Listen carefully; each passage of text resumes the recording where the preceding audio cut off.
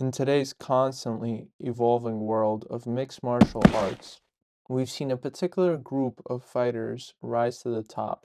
Send a message like location. Come to the cage. No, Shama. Step by step, I will become a champion. Dominating organizations like the UFC, Bellator, and even the world of boxing. These athletes fight with a style that's disciplined, relentless, and deeply rooted in tradition.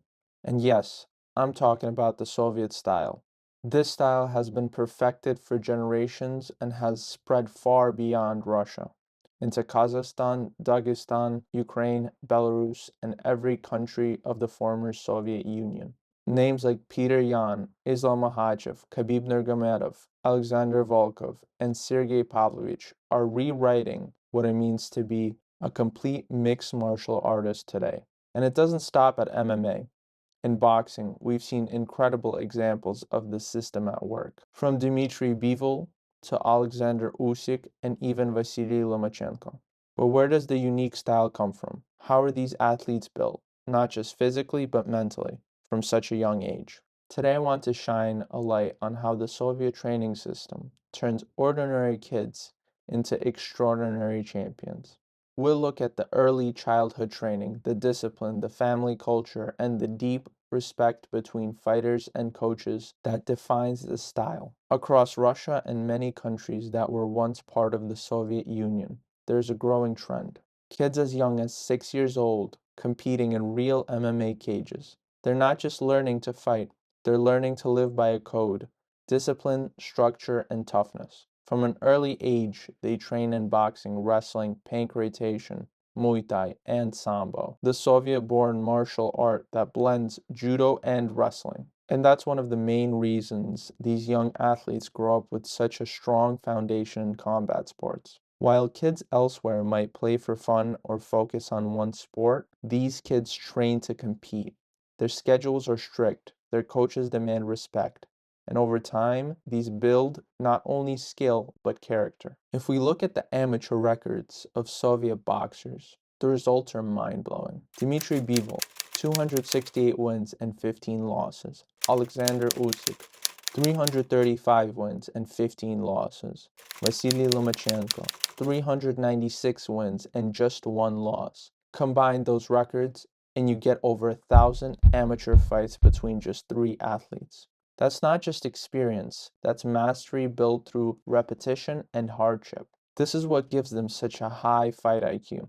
They've been in almost every situation possible before they even turn professional. They learn how to think, adapt, and stay composed under pressure, traits that are at the heart of the Soviet style. Another key to understand this system lies in the family structure, especially in regions like Dagestan. Take the Nurmagomedov family. For example, Khabib has often talked about his upbringing and his father's strict but loving approach to training.